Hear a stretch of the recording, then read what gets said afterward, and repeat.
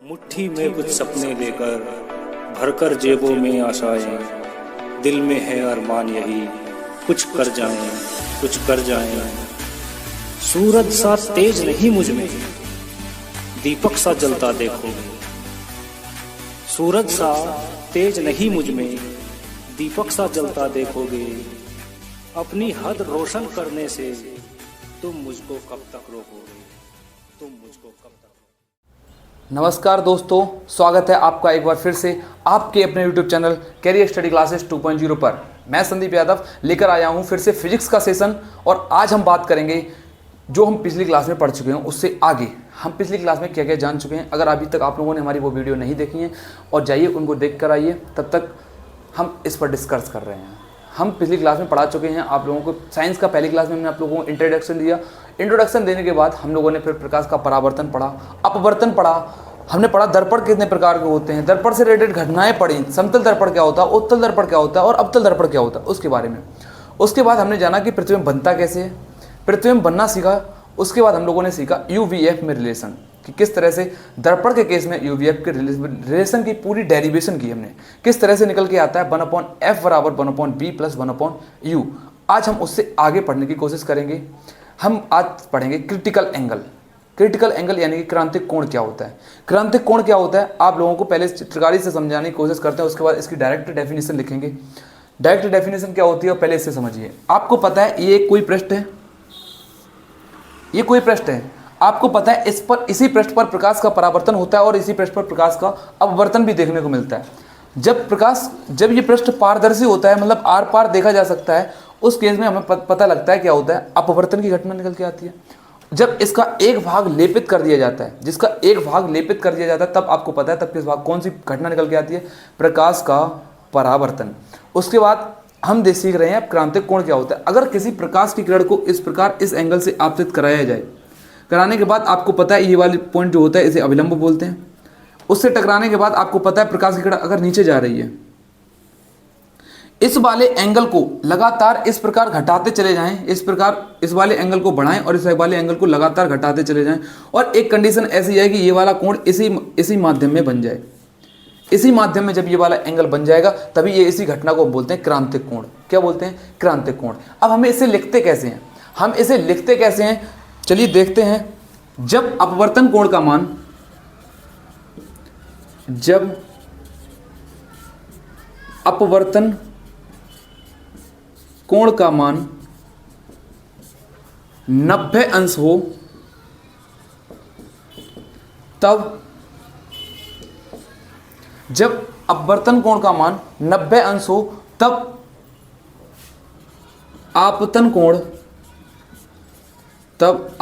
कोण आई क्रांतिक कोण कहलाता है। बिल्कुल शॉर्ट डेफिनेशन, क्रांतिक कोण कहलाता है। पूछा जाए आपसे क्रांतिक कोण क्या होता है, उसके लिए आपके पास बिल्कुल शॉर्ट डेफिनेशन यही हो सकती है कि जब अपवर्तन कोण का मान 90 अंश हो, तब आपतन कोण आई। आपको पता है आपतन कोण, ये वाला जो एंगल है इसे डिनोट करते हैं आई से। ये वाला जो एंगल है इसी को हम क्या बोलते हैं? क्रांतिक कोण कहते हैं। यही बात समझ में आई? अच्छा, क्रांतिक कोण आई होप आप लोगों को समझ में आया होगा। चलिए उसके बाद देखते हैं। उसके बाद हमारे पास आता है पूर्ण आंतरिक परावर्तन। अब हम पढ़ेंगे पूर्ण आंतरिक परावर्तन क्या होता है। छोटे छोटे टॉपिक हैं, इसी क्लास में हम खत्म करेंगे। पूर्ण आंतरिक परावर्तन। भाई पूर्ण आंतरिक परावर्तन क्या होता है? पूर्ण आंतरिक परावर्तन क्या होता है, इससे रिलेटेड घटनाएं क्या होती हैं, पहले आप घटनाओं को जानें, उसके बाद आप कहोगे ये बात तो पता थी। अगर अभी तक हमने आपको एग्जाम्पल नहीं दिए हैं प्रकाश के परावर्तन के, प्रकाश के अपवर्तन के और प्रकाश के पूर्ण आंतरिक परावर्तन के, हम आपको एग्जाम्पल भी इसी क्लास में दे देंगे। सबसे पहले हम आपको बताएंगे प्रकाश का परावर्तन क्या होता है, उसी से रिलेट करके पूर्ण आंतरिक परावर्तन तक ले आएंगे। सबसे पहले आप लोग जानो कि परावर्तन कोण क्या होता है या परावर्तन होता क्या है। आप अपने घर में यूज करते होगे एक मिरर, शीशा। अगर आप उस शीशे पर किसी भी प्रकाश की किरण को आपतित कराएं, आप किसी भी शीशे पर अगर प्रकाश की किरण को आपतित कराएं तो क्या होगा, उससे प्रकाश की किरणें सामने वाली अगर आपके पास दीवार है उस पर आपतित होंगी, दिखाई देंगे उस पर। आपके घर पर टीवी लगी होगी, आप आज क्या करना, आप आपके अपने पास एक शीशा लेना, आप उस रिमोट को उस शीशे में चलाना, आप उस रिमोट को उस शीशे में चलाना। होगा क्या, आपके सेट टॉप बॉक्स के चैनल आगे पीछे होंगे, या आप जो बटन दबा रहे हो वो उसका काम, वो यूज अपना पूरा करेगा, वो अपना काम पूरा करेगा। ये घटना होती है प्रकाश के परावर्तन की। अब बोलो सर आप अपवर्तन कोण क्या होता है या अपवर्तन क्या होता है? अपवर्तन का भी कोई एक एग्जाम्पल दे दो। आप लोगों ने देखा होगा कि जब भी क्या होता है, आप तालाब या आप अगर गांव से हैं तो आप लोगों ने ट्यूबवेल देखा होगा। अगर आप ट्यूबवेल में किसी भी लकड़ी को डालते हो भरे पानी में, ट्यूबवेल की जो कुंडियाँ होती हैं, बोलते कुंडिया है, उसमें अगर पानी से भरी हुई कुंडिया है, अगर उसमें आप कोई भी लकड़ी या डंडा कोई भी स्टिक डालते हो तो आपको उसकी तली से ऊपर उठी हुई दिखाई देती है। इसी घटना को क्या बोलते हैं? प्रकाश के अपवर्तन की घटना। अब सर पूर्ण आंतरिक परावर्तन की घटना क्या होती है? सर पूर्ण आंतरिक परावर्तन की घटना वो होती है, आप लोग देखते होंगे शीशे में, जो कांच का शीशा है, शीशे में पड़ी कांच की दरारों का चमकना पूर्ण आंतरिक परावर्तन के कारण दिखाई देता है। आप लोगों ने देखा होगा हीरे की चमक पूर्ण आंतरिक परावर्तन के कारण होती है। आप लोगों ने देखा होगा रेगिस्तान का मरीचिका, सुना होगा नाम तो, रेगिस्तान का मरीचिका, वो भी घटना किसकी है? पूर्ण आंतरिक परावर्तन की है। जब आप किसी भी जल से भरे बीकर में परख नली को डालते हो, टेस्ट ट्यूब को डालते हो, और उस परख नली का चमकीला दिखाई देना, परख नली का चमकीला दिखाई देना, यह भी घटना क्या कहलाती है? पूर्ण आंतरिक परावर्तन की कहलाती है। यह भी घटना कौन कौन सी है? पूर्ण आंतरिक परावर्तन की है। अगर अब पूर्ण आंतरिक परावर्तन होता क्या है, बात यहीं पर आती है कि सर पूर्ण आंतरिक परावर्तन होता क्या है। चलिए हम देखते हैं पूर्ण आंतरिक परावर्तन क्या होता है। जब आपतन कोण का मान, जब इस आपतन कोण का मान क्रांतिक कोण से बड़ा हो, कंडीशन सुनिए, जब इस आपतन कोण का मान क्रांतिक कोण से बड़ा हो तभी घटना होती है पूर्ण आंतरिक परावर्तन की। चलिए इसी बात को लिखते हैं। जब आपतन कोण का मान, आपतन कोण का मान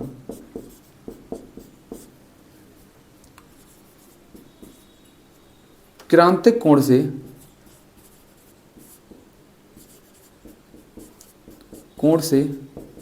बड़ा हो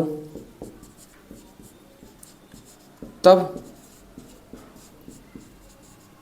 पूर्ण आंतरिक परावर्तन की घटना होती है। बात समझ में आई कि पूर्ण आंतरिक परावर्तन क्या होता है? पूर्ण आंतरिक परावर्तन की घटना तभी होती है जब क्रांतिक कोण का मान बड़ा होना चाहिए आपतन कोण से, यानी कि आपतन कोण का मान क्रांतिक कोण से बड़ा होना चाहिए। जब आपतन कोण का मान क्रांतिक कोण से बड़ा हो तभी यह घटना संभव है, या तभी ऐसा होता है कि पूर्ण आंतरिक परावर्तन होता है। अब सर पूर्ण आंतरिक परावर्तन में ऐसा होता क्या है? ठीक है, अब पूर्ण आंतरिक परावर्तन में ऐसा क्या होता है, चलिए उसको भी देखते हैं। हमने आपको एग्जाम्पल बताया कि पूर्ण आंतरिक परावर्तन के कौन कौन से एग्जाम्पल हैं। क्रांतिक कोण को आई होप आप लोगों ने समझा होगा, अब पूर्ण आंतरिक परावर्तन को भी समझा होगा। अब हम सीखते हैं इसी क्लास में लेंस के बारे में। किसके बारे में सीखेंगे अब हम? लेंस के बारे में। लेंस क्या होता है इसको भी यहीं लिख लेते हैं, लेंस। लेंस कौन सा होता है, क्या होता है लेंस, पता है आपको? लेंस एक ऐसा पारदर्शी माध्यम होता है जिससे आप आर पार देख सकते हो। यानी कि लेंस का यूज कहाँ कहाँ होता है? सर चश्मे में भी लेंस का यूज होता है। सर ये जो चश्मा है आप देख पा रहे हो, ये जो चश्मा है इसमें भी किसी ना किसी लेंस का यूज हुआ होगा, इस चश्मे में भी किसी ना किसी लेंस का यूज हुआ होगा। अब आप बता सकते हो इसमें कौन कौन सी लेंस का यूज हुआ होगा? बता सकते हो लेंस कौन सा है जो इस चश्मे में यूज हो रहा है? हाँ या ना? पता है तो आप अपने आंसर का रिप्लाई कमेंट बॉक्स में लिख सकते हो। अगर नहीं पता है तो मेरे सुनने तक का इंतजार कीजिए। वही बात कि सर लेंस के बारे में आपको थोड़ा थोड़ा समझ में आने लगेगा। क्या सर लेंस क्या होता है? लेंस वो होता है जिससे हम आर पार की चीज़ें देख सकते हैं। सर लेंस होता है 2 प्रकार का, होते तो 6 प्रकार के भी हैं, हम वो भी आपको बताएंगे, लेकिन सबसे पहले आपको जानना होता है सर 2 प्रकार के लेंस होते हैं। एक होता है सर उत्तल लेंस और एक होता है अवतल लेंस। उत्तल लेंस और एक होता है अवतल लेंस। सर उत्तल लेंस क्या होता है और अवतल लेंस क्या होता है? उत्तल लेंस का चित्र कुछ इस तरह से बनता है और अवतल लेंस का चित्र कुछ इस प्रकार से बनता है। अब इसकी डेफिनेशन भी यहीं से निकल के आती है। जो बीच में मोटा और किनारों पर पतला होता है उसे हम बोलते हैं उत्तल लेंस। जो बीच में मोटा और किनारों पर पतला होता है, और जो बीच में पतला और किनारों पर मोटा होता है उसे क्या बोलते हैं? अवतल लेंस। इन्हीं लेंसों से आप लोगों को पता लगता है सर अपसारी प्रकृति क्या होती है और अभिसारी प्रकृति क्या होती है। ये वाला लेंस क्या करता है? जो किरणें आती हैं उन्हें सिकोड़ने का कार्य करता है। अगर ये वाला लेंस इस प्रकार लगा हुआ है, ठीक है, ये वाला जो होता है इसे हम बोलते हैं मुख्य अक्ष। जब प्रकाश की किरण इसके मुख्य अक्ष के समांतर आती है तो ये फोकस से होकर जाती है। ऐसा ही नीचे से भी होता है। जो प्रकाश की किरण को कहाँ पे लेकर जाता है? फोकस पे। लेकिन अवतल लेंस के केस में कुछ अलग हो जाता है। अवतल लेंस के केस में क्या होता है? इसे बोलते हैं मुख्य अक्ष। प्रकाश की किरण इस पर आ रही है, पृष्ठ टकराने के बाद आपको पता है इधर अपवर्तित होगी, ठीक है। ऐसा ही नीचे इस तरफ भी होता है। जब ये दो रेखाएं आगे जाकर ना मिलें, ये दोनों एक दूसरे की समांतर रेखाएं हो गई। समांतर रेखाएं वो रेखाएं होती हैं जो एक दूसरे को कभी किसी भी जगह पर इंटरसेक्ट नहीं करती, प्रतिच्छेद नहीं करती। जब ये रेखाएं प्रतिच्छेद नहीं करती फिर हमें इनका खींचना होता है काल्पनिक। काल्पनिक खींचते हैं। काल्पनिक क्या होता है सर? देखिए, इनका हम पीछे इसका पॉइंट लेके जाते हैं, इस बिंदु पर काटा, इस वाले को लेके जाते हैं, पीछे काटते हैं, इसी को बोलते हैं, यहाँ पर होता है फोकस। क्या होता है? फोकस। अब आप समझोगे सर लेंस क्या होता है, उत्तल लेंस क्या होता है, अवतल लेंस क्या होता है, और इस तरह की उसकी इमेज होती है। इस तरह से उसकी इमेज होती है। आई होप आप लोगों को समझ में आया होगा। अगर समझ में आ रहा है तो वीडियो को लाइक करें। अगर अभी तक आपने हमारे चैनल को सब्सक्राइब नहीं किया है तो चैनल को सब्सक्राइब करें। मिलते हैं नेक्स्ट सेशन में, तब तक के लिए bye, see you next tomorrow.